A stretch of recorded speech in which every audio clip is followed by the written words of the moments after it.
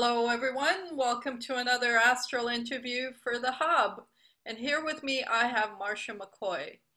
And Marcia is just going to tell us a little bit about herself, and we'll start with maybe her history. So, where did you grow up? Where was home to you when you were a child? Tell us a little bit about your personal life growing up. All right.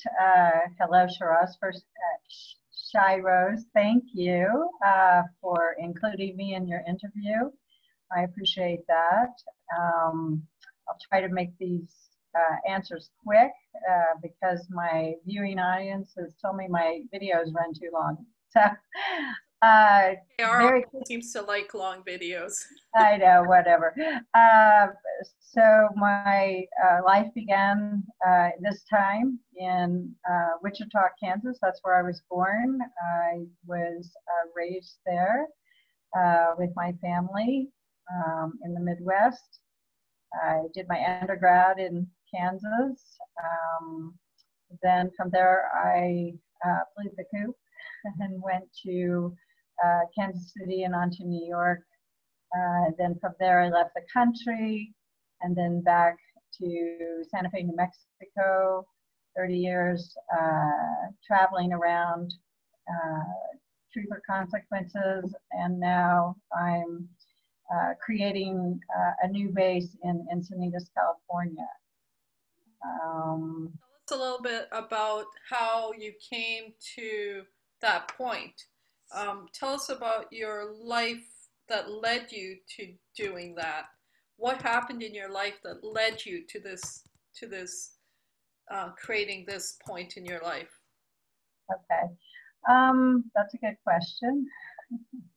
I think my mother would like to know the answer to that question as well.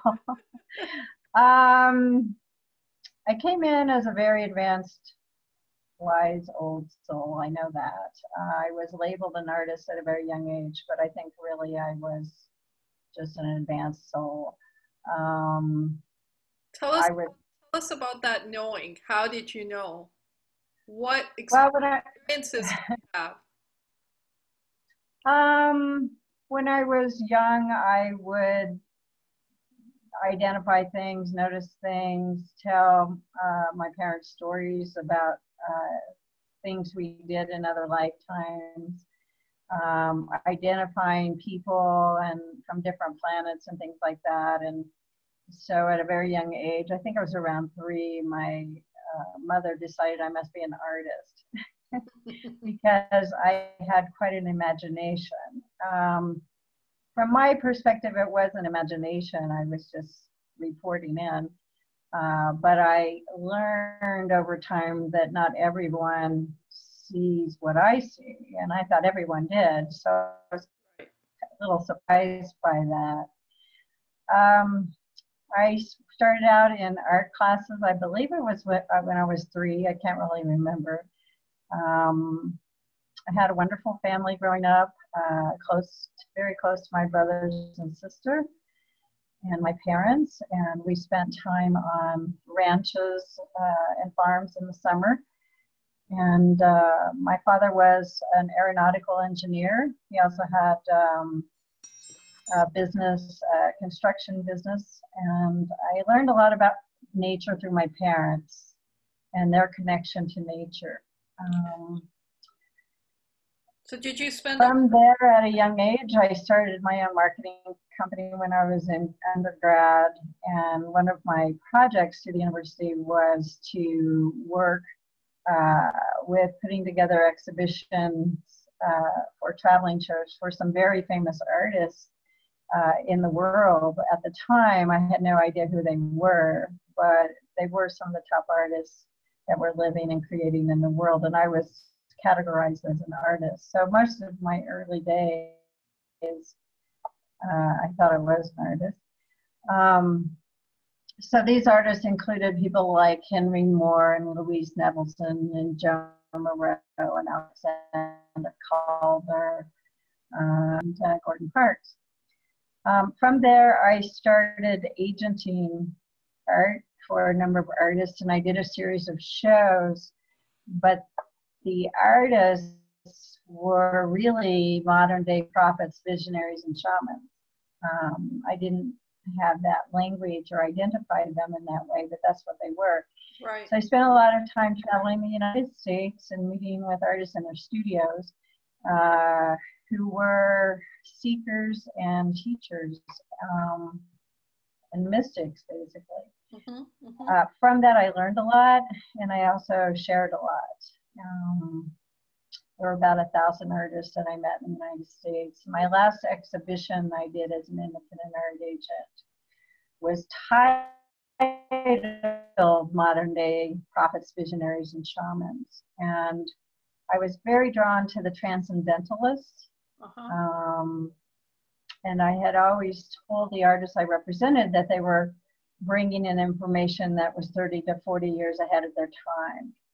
And I was also at the same time doing my own research. I left New York. My markets were New York, Chicago, LA, and San Francisco for the art industry. But I left that, I don't know how many years ago, like 33 years ago, maybe longer, to work on my own art only. And so my art wasn't really art. I started out in grad school, I thought I was a painter. But what happened is I ended up making these intuitive research projects that I hear you. Turned into sound chambers and amphitheaters, working with sacred geometry, researching a lot of physics and mathematics, a lot of mythology.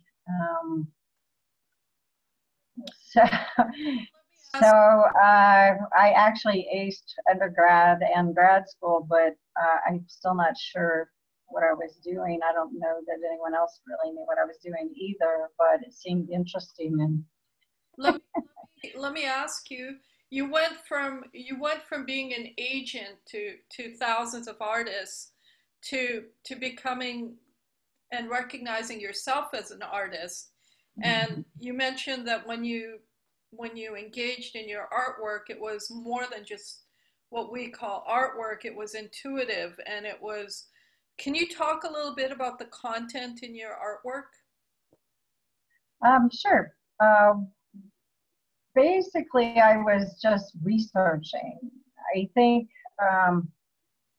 had I been guided a little bit better, I would have been put into a physics program or a science program, or a music program. But my research was intuitive. And so one of the projects that I did occurred when I was driving down a dirt road in Santa Fe, and I got subliminal message from the rocks along the side of the road to stop and pick some of them up. And I was open to that, so I did. And so I stopped. I had a pickup truck at the time, and I walked along the side of the road and put my hands on the backs of these rocks, and the ones that wanted to go told me, and I would pick them up and put them in the truck. At the time, I was in grad school down in El Paso and commuting from Santa Fe. So when I finished, I had 88 large river rocks. And so I took them down to my studio, my grad studio in El Paso, and I offloaded the rocks. And there were 3 of us sharing this large studio space, 3 grad students. And for the next 3 days, none of us could get into the studio. And my colleague said, I think the rocks locked us out.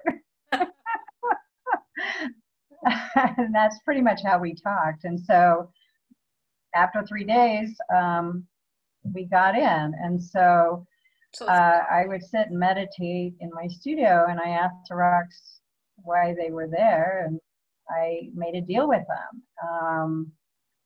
They told me they were there, and later I confirmed this, to help with the earth, and they embodied energy frequencies.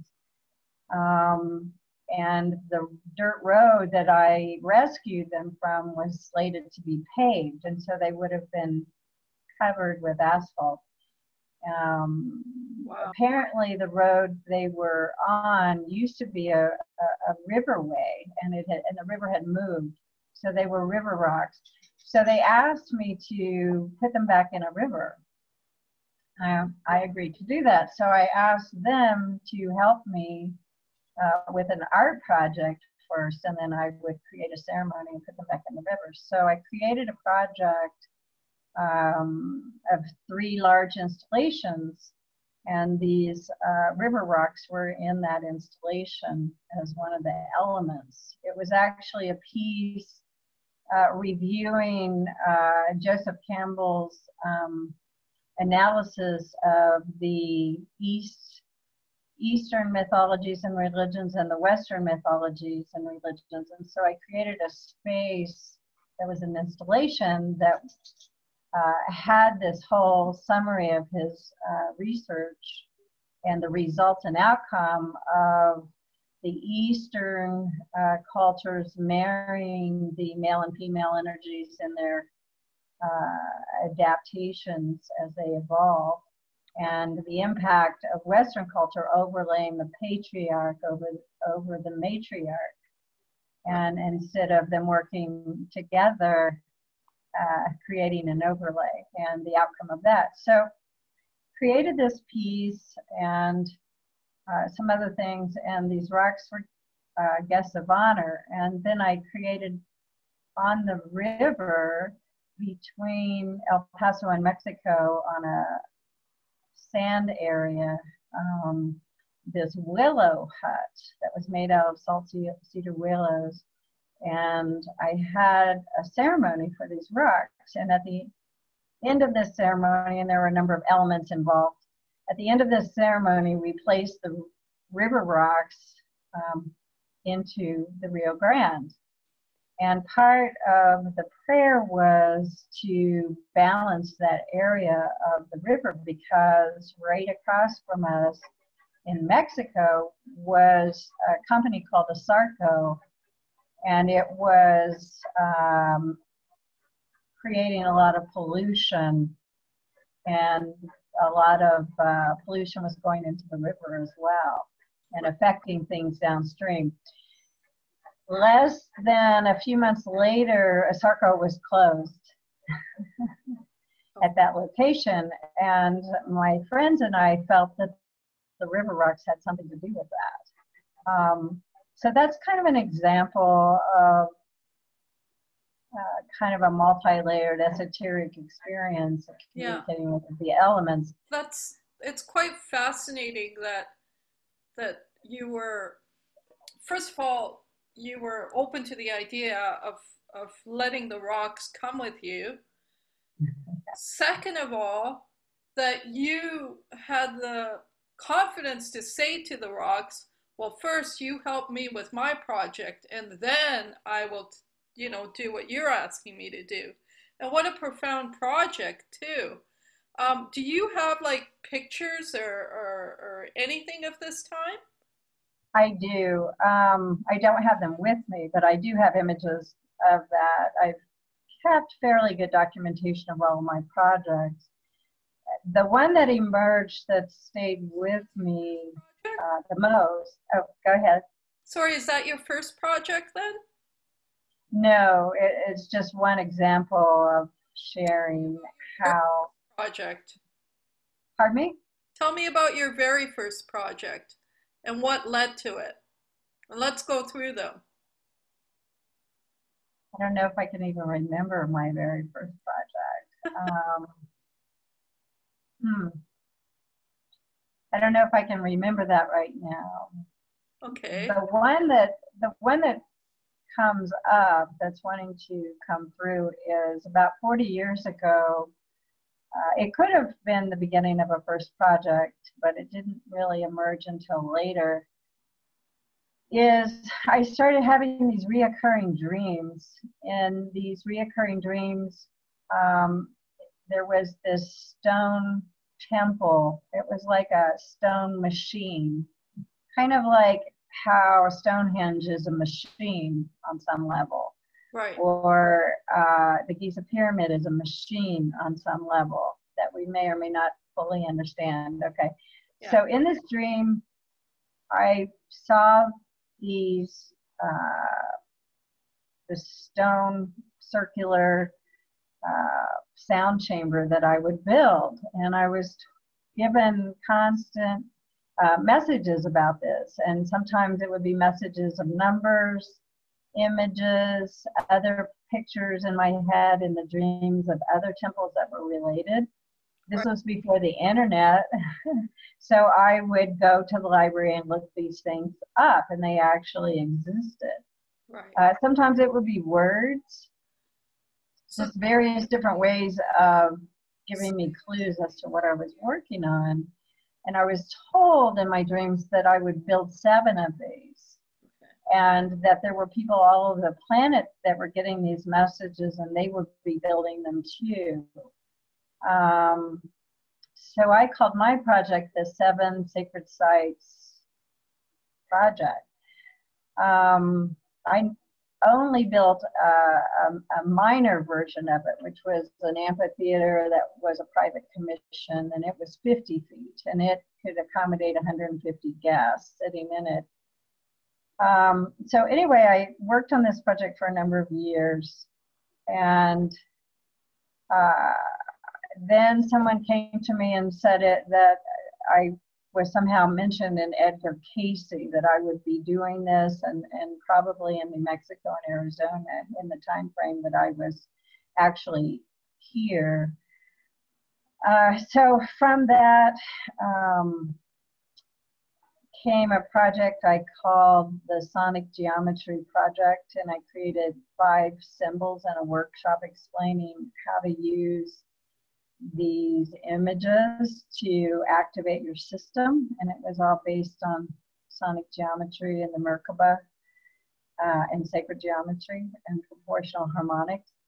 And then from there I went on a sound expedition, and in the sound expedition I connected with a number of different people, a lot of scientists and researchers, and then the project kind of left becoming a stone temple project, and it became, I decided it was holographic.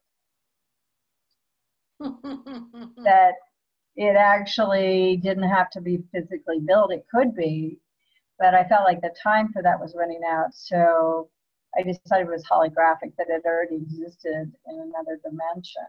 Right. So then I was told, I've been told by a few different advanced people that I actually have been here many, many times, that I came here from a place of 2 suns, a binary system that's beyond the Aramatus galaxy.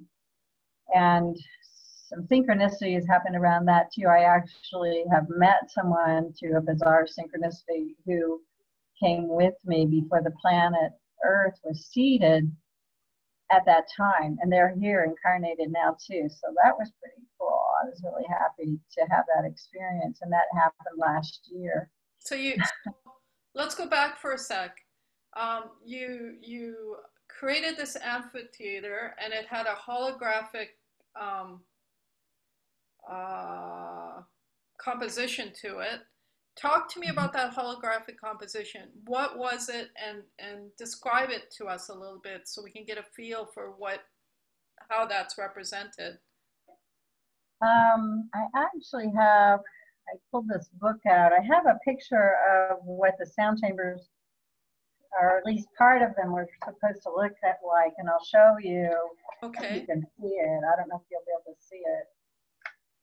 Can you see that? Yes. Okay. And then can you see that? A little bit higher. Yeah.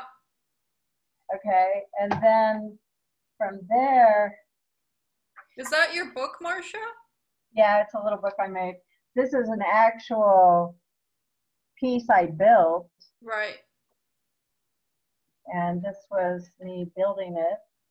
And is your book published? Yeah, I publish these on Shutterfly. I've never published with a publisher, but I do. I'm actually writing a book called A Modern Mystic, that would include all of this, and I'm ready for a publisher. I have so much stuff. Then the sonic geometry images that I did as monoprints look like this, and I'll just kind of. That's amazing. That's amazing. And then the last one looks like this. Right. A little higher. Yeah, perfect. Okay. And image sorry to be so primitive, but when I created those images, it was for the purpose of activating the light body. Well, my third eye is kind of going crazy right now. Mine is too.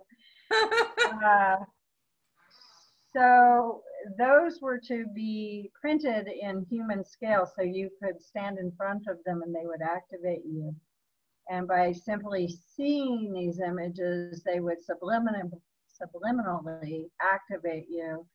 And the purpose was to open your third eye, activate your light body field, activate your Merkaba, right, your carriage, you know, that we travel in, and either go out in other dimensions through that light vehicle, or come in, depending on if you're coming or going, arriving or leaving. So that's what they were. And I'm being led to ask about some of your travels, if I may. Where have I been? Your interstellar travels. Oh, my interstellar travel. I always travel in an orb. Okay. I'm a ball of light. Right. I'm pretty convinced that in our eternal soul, we're always traveling as a ball of light. Absolutely. That we can pop in and out of dimensions and realities and galaxies, that it's not linear travel, it's frequency or intent. Where do you want to go? And then you're there. My dear friend Linda Starr Thompson, who ran the UFO groups, one of our points of contention is she would always say, oh, I really want to meet an alien. And I'd be like, look in the mirror. And then she said, oh, I really want to see a craft. And I'm like, you are a craft. You know, I said, the advanced beings I communicate with are telepathic, and they don't get inside machines. They just pop in and out of realities, as do all of us in our lucid light body state.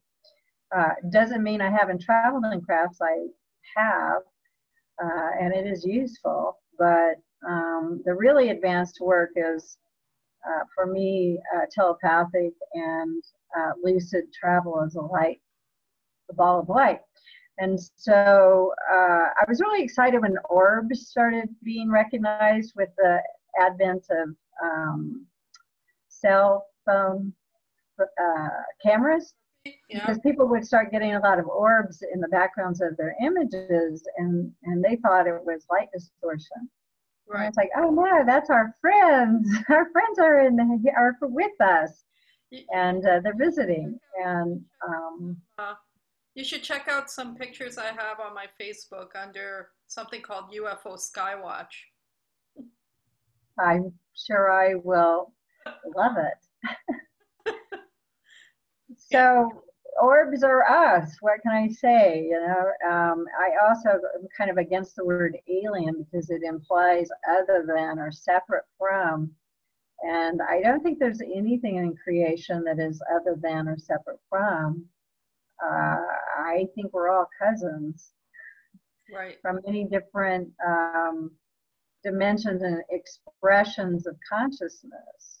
Right. But I think we're all consciousness, points of consciousness informing consciousness.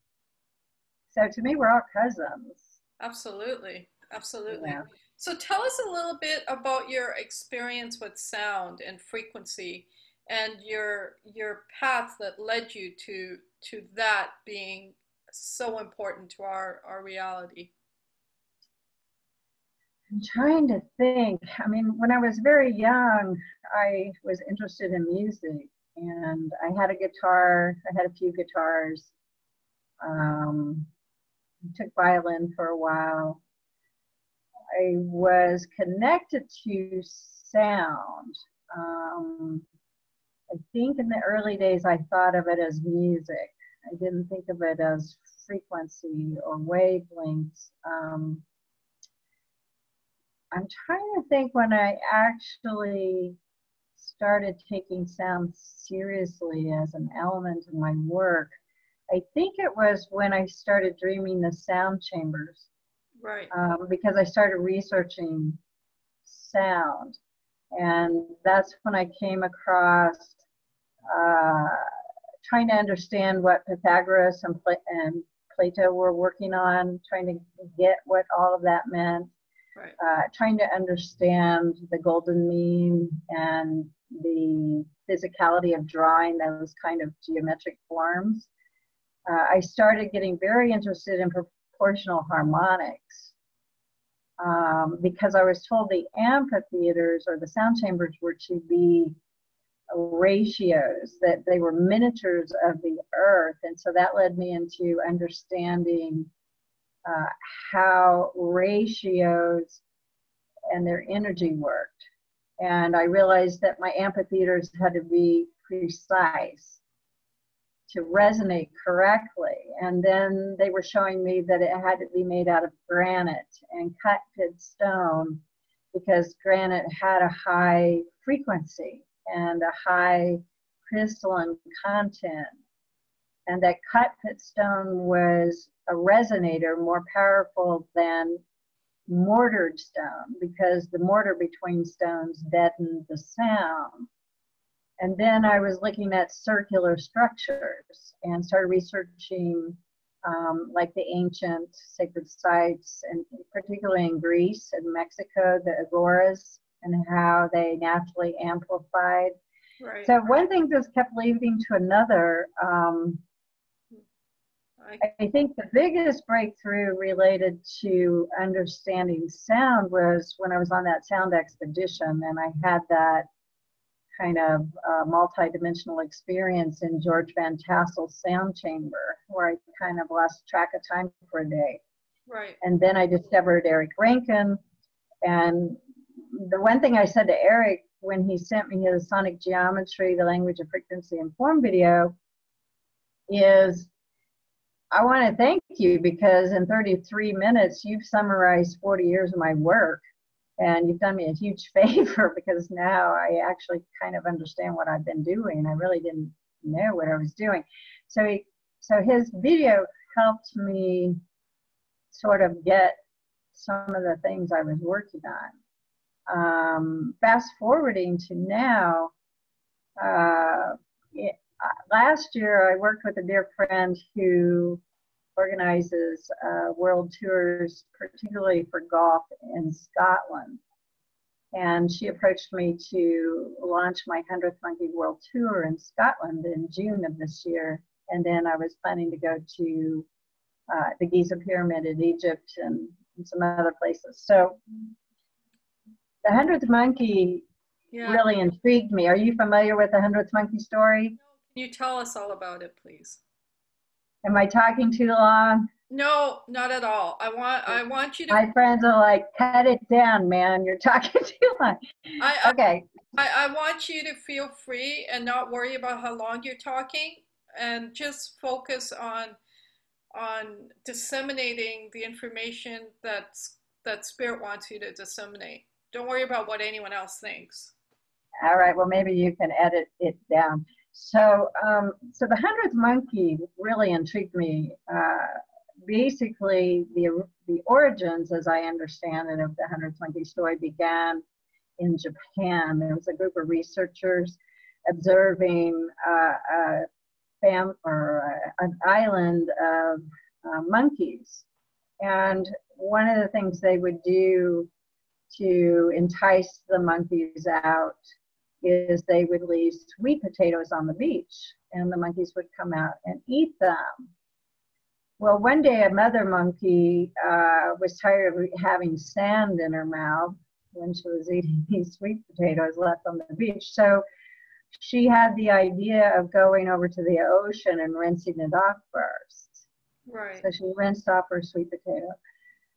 Very soon, a large majority of the monkeys on the island began washing their food before they ate it. That was a brilliant idea. That was interesting to the observers and the researchers, but what was even more interesting is monkeys all over the world who had no direct contact with this island also began washing their food in the ocean. And so that became coined as the 100th monkey. Right. Well, then physicists at the same time were working on the entanglement theory and the field. And even Rumi talked about the field. Absolutely. Right? Right. A long time ago.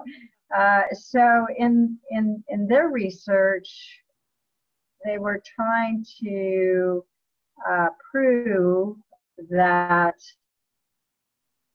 we all access in a nonlinear fashion information and connection in this field. And with entanglement theory, they were actually able to finally prove that. Right. With the 100th monkey, they theorized that we can connect to each other in a way that's nonlinear and not necessarily direct, that we're accessing this field. So now, for many people, it's becoming common knowledge that yes, we are all connected in a field.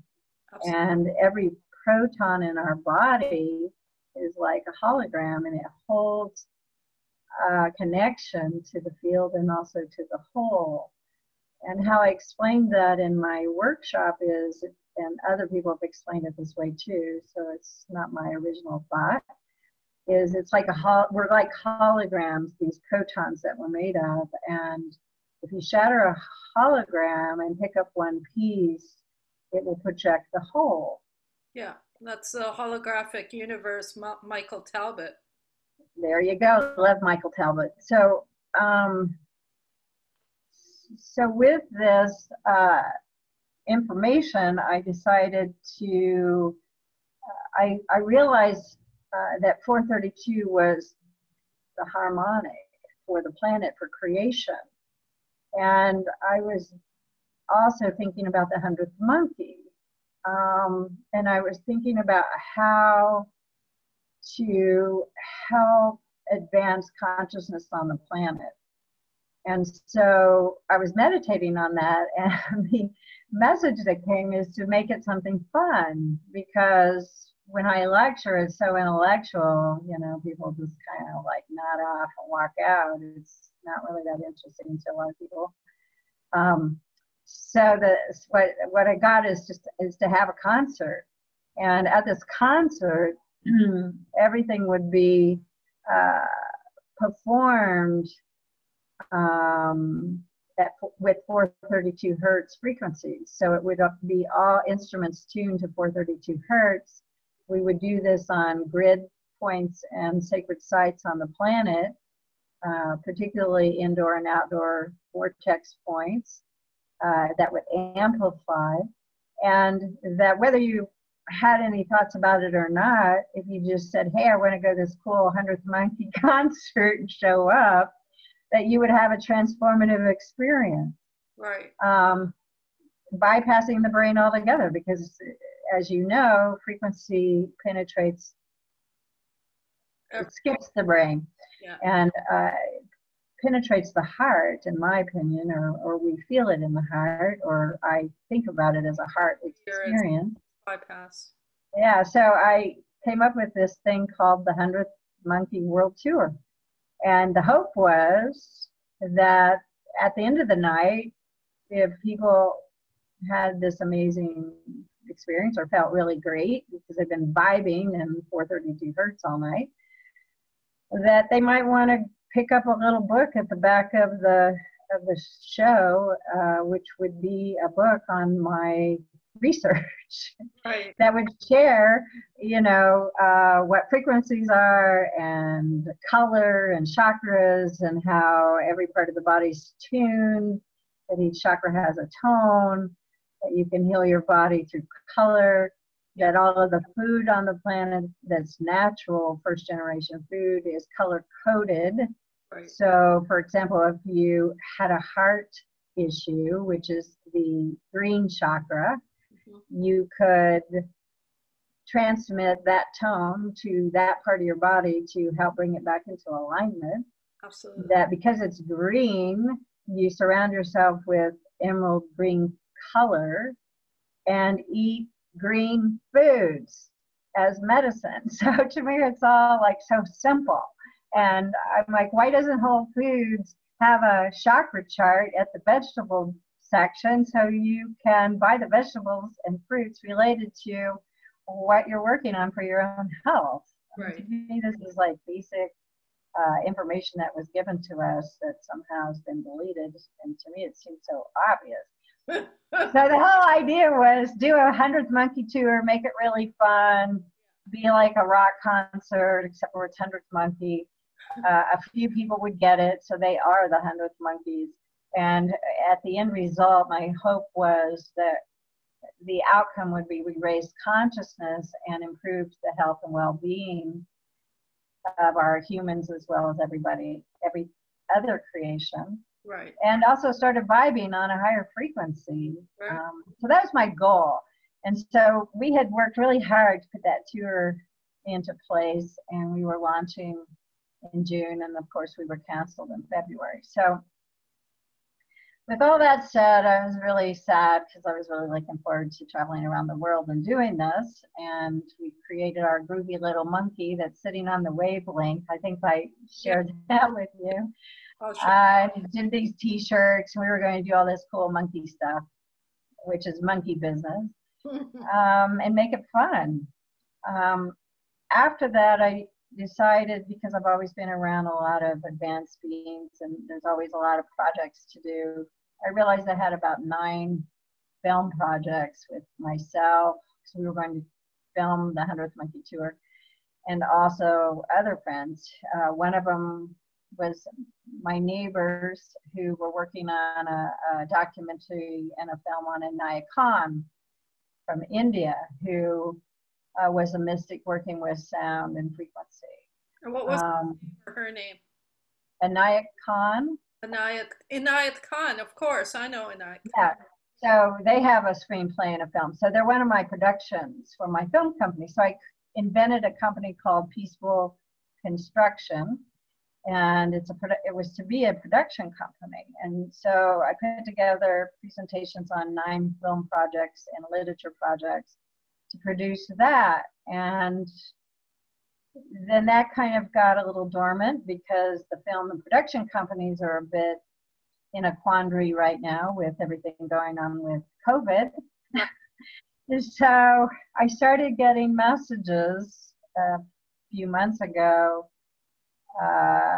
to go to Encinitas and found the mystery school. I'm like, all right, I don't have anything else to do. I'd rather sit at the ocean than in my studio in New Mexico for the last 6 months in quarantine.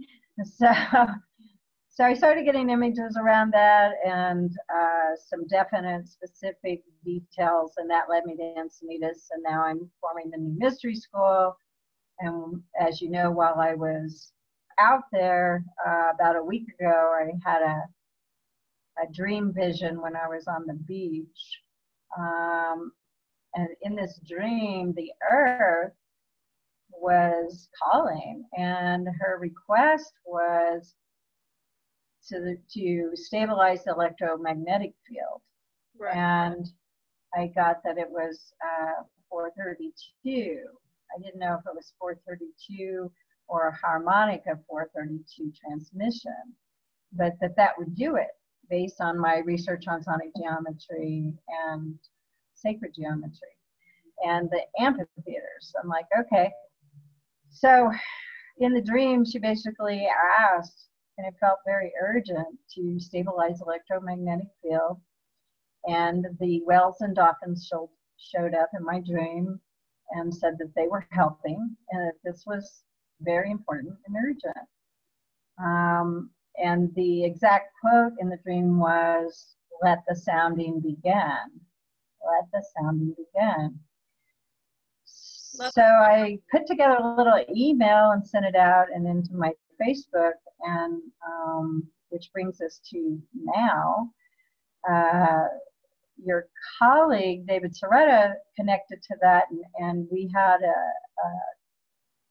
text exchange last week, and he indicated that he also resonated with that and had received similar visions and calls as well. So as we became more acquainted, which has only happened in the last 7 days, I always say 7 days plus a few million years,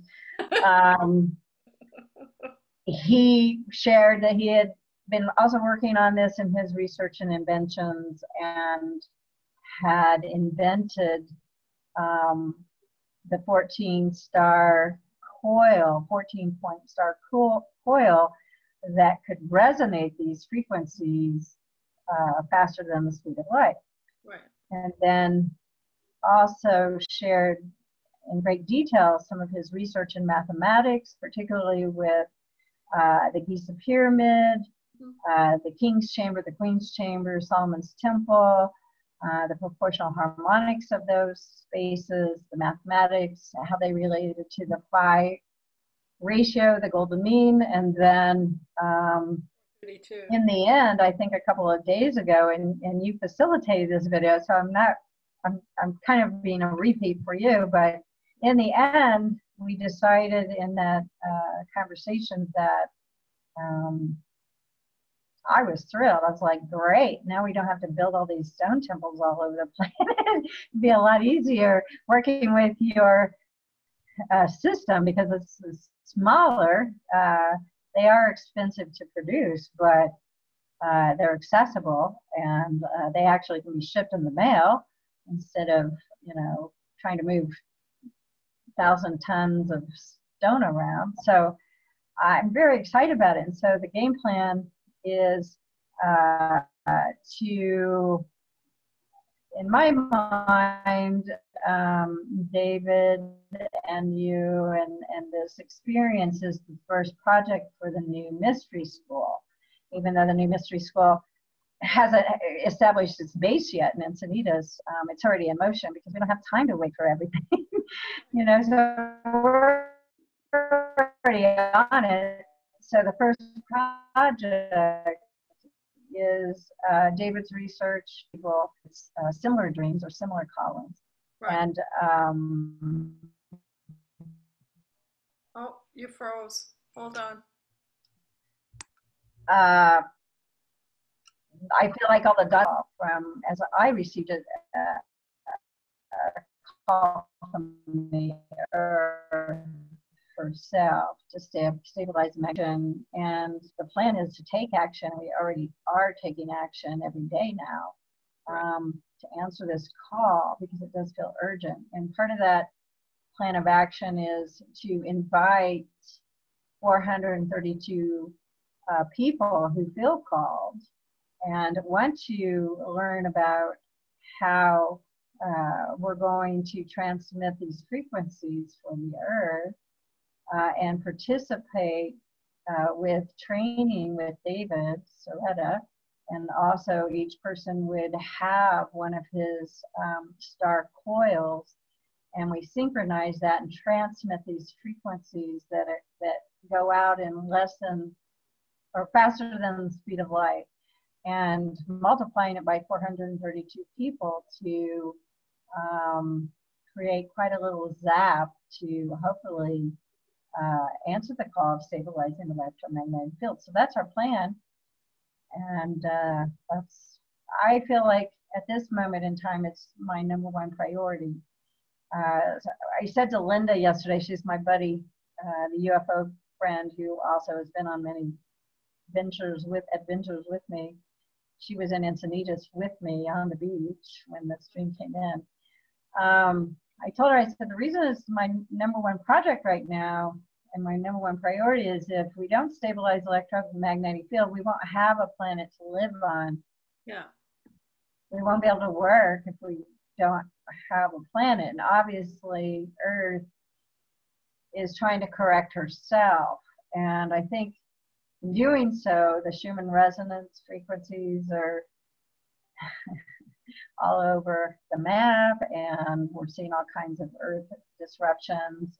And the physical effect it's having, at least on humans, and I'm sure other creations as well, is this vacillating of these frequencies is causing a lot of imbalance, whether that's showing up as emotional imbalance, mood imbalance, a feeling of being in a fog, a feeling of being out of time, but there is no time, a feeling of distress, a feeling of imbalancing, diseases and things sprout up, not only in human forms, but in the general well-being of all of the creations, plants, water systems, air. So I think all of this is part of the critical mass 0 point axis shift ascension language. People are interpreting it from different perspectives, but for me the bottom line is it's a destabilized moment, and the quicker we can stabilize the electromagnetic field for Earth, the quicker we can all settle down and get on with living a blissful life. I'm for it. So that's what we're working on, and I hope people jump in with us and make it happen right now. I was laughing. I was like, I hope some people start, like a sponsor shows up or a few sponsors step up to accelerate our progress. Right. I was looking at my seed funders, and so far my list of seed funders for my new mystery school include me, and my mom, and my brother Jeff. I'm like, all right, well, they're seeding me because they don't even know what the hell I'm talking about, but they don't want me to be homeless or starve to death, right? So, okay, they know it's something important, right? Right. So I'm hoping some other people show up too, because it's actually, I think, some of the most important work on the planet right now. I think lots of conscious and advanced souls are working from many different perspectives and have many different names for it. Whether it's the scientific community, the physics groups, the musicians, right. Gardeners, firefighters. I mean, ordinary people having ordinary lives, but having brilliant moments, extraordinary moments. We're all aware that something's happening. Yeah. And I think we're all aware that we need to get centered on all this to create beautiful outcomes, because the prediction, I keep saying, we're going into a renaissance. Right. We are on the threshold, if not already in it, expressed this extraordinary renaissance of time, of creation. And when I say that to people, they're like, you are nuts. Don't you watch the news? And I'm like, no, I don't. I'm aware of what's happening, but I'm also aware of what else is happening, and it's happening on a much higher transcendental frequency. And I think if enough hundredth monkeys hold the glow of those frequencies, we're going to flip this into an extraordinary renaissance. And absolutely. I think that's why I came on the planet this time, is to help with that. And I think there's a lot of us that came at this time to help with holding the space for these super high frequencies, so we can transcend into that. Things.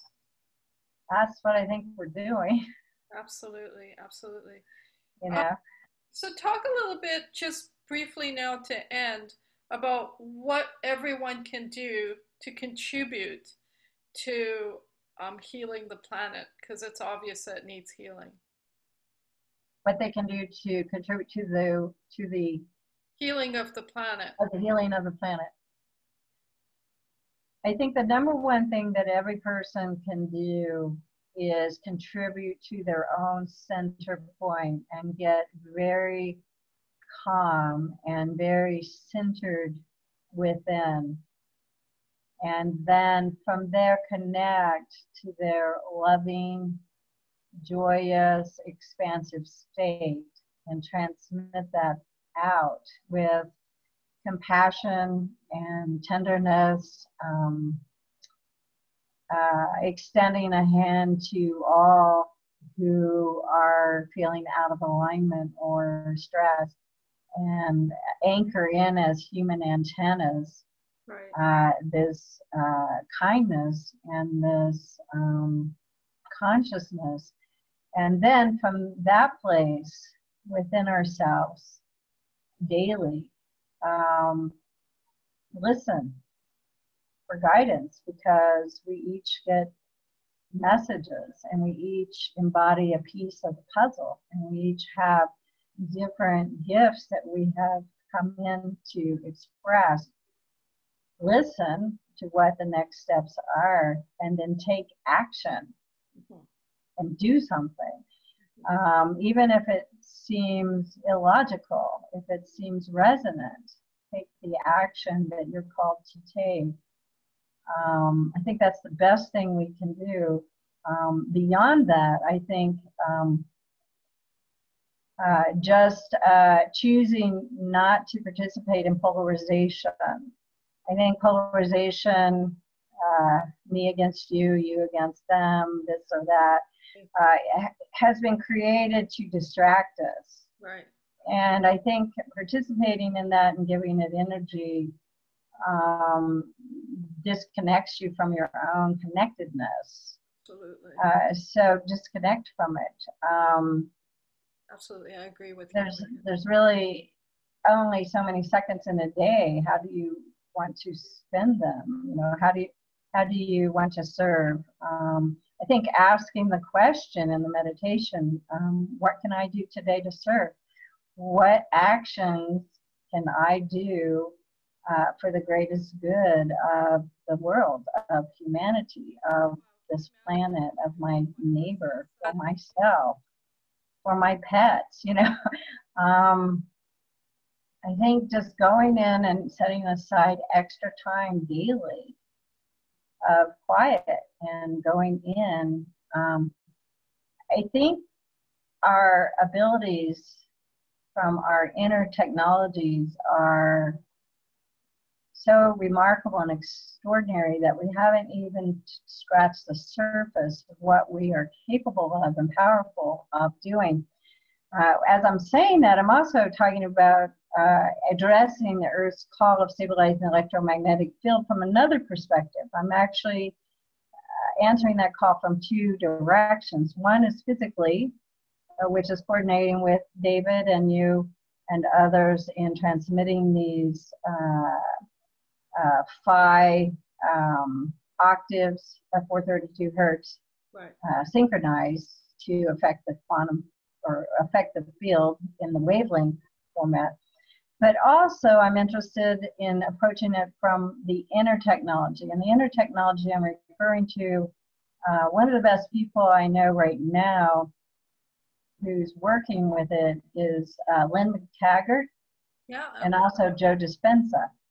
Yeah. And probably Greg Braden as well, and maybe Dr. Lipton as well, but particularly Lynn McTaggart.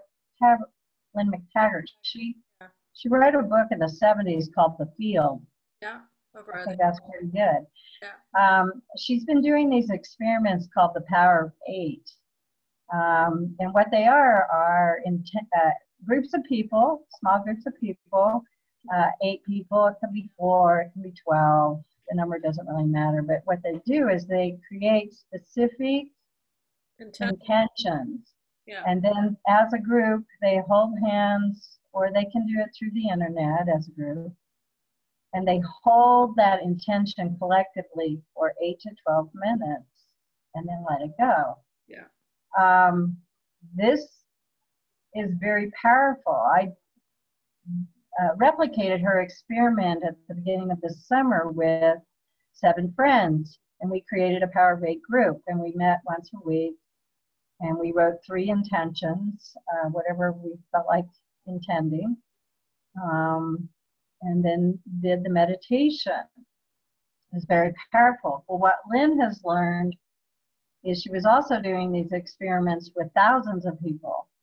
If you go to her website, lynnmctaggart.com, there's a lot of material about her big experiments and with thousands of people, and also her little experiments with her Power of 8 groups. It's really amazing. So, Lynn, you don't know it yet, but I'm going to be calling you because I want to also, in addition to working with the brilliance of David and you and others working in frequency, I want to work with Lynn and others with inner technology with the same intention, to stabilize the electromagnetic field.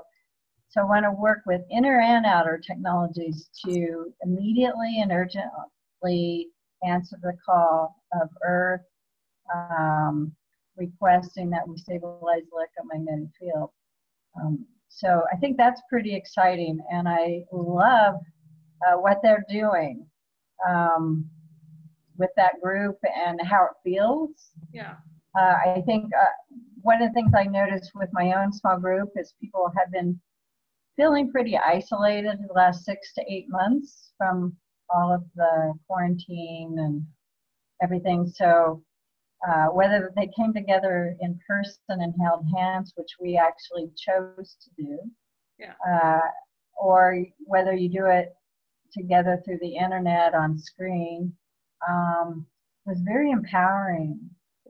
It felt really great first of all, we decided that identifying what our true intentions were was half of the process, because it helped us understand what we were truly wanting to happen, and put words to it. So writing out our intentions and then praying for them or intending them with our thought for 8 to 12 focused minutes. All I can say is try it. It really feels fantastic. And for me, I think it's accelerated everything. I think everything that's happened in the last 8 to 12 weeks partially is from working with this consciousness in an intertechnological way. Lynn has a good book. It's called The Power of 8 that you can get. I bought the book and never read it because everything goes so fast. I just kind of absorbed it. I just went to the part that told you how to do the group, and we just started, and it's pretty cool. And then Joe Dispenza's putting a lot out right now also on the power of thought and inner technology. Greg Braden is putting out a lot. I've shared, he's done a lot of different things, but I shared his video that he posted a few years ago about a group. It was a Chinese medicineless hospital in China, obviously. And in this medicineless hospital, the clip that he shared was a woman who had an inoperable cancer tumor in a gallbladder.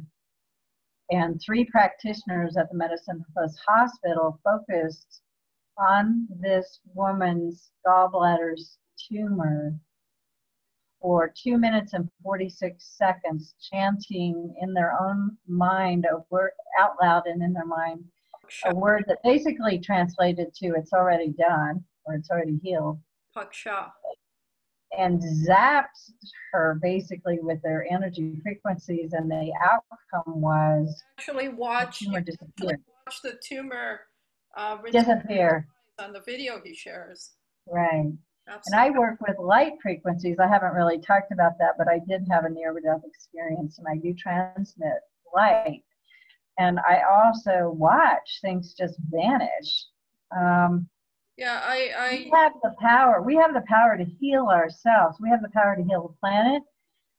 We have the power to advance humanity in extraordinary ways, just flipping on our own knowingness and tapping into fields. So I guess my answer to your question is, what can people do? Uh, Dial in and get quiet and turn off all the outside static. Get very quiet or sit in nature and go into your heart Right. and listen and center yourself and quiet your mind, and then open yourself to the realm of possibilities, and then hear the messages and let them come in, and then take action. You know, I say to people who just sit on Facebook all day and punch like, I said, yeah, that only goes so far. I don't consider that social activism. It's like, turn your computer off, go outside, sit under a tree, take your journal, listen, get some messages, get some directives, and then get to work. You know, so that, I guess, is my answer. I don't know if it's what you were asking, but that's kind of what I would Very good suggest. answer. Thank you, Marcia. Thank you, Marcia, You're welcome. for the hub. Thank you. Thank you, Shy Rose. My pleasure. Much, My pleasure. We'll have, much love. I mean, we were speaking, there were so many different anchor points where I wanted to ask more questions, but I'm sure it would open up a whole topic that we'll have to do in a series or something. Thank you for this interview, and we will do another interview. Is there any last minute message you want to give everyone?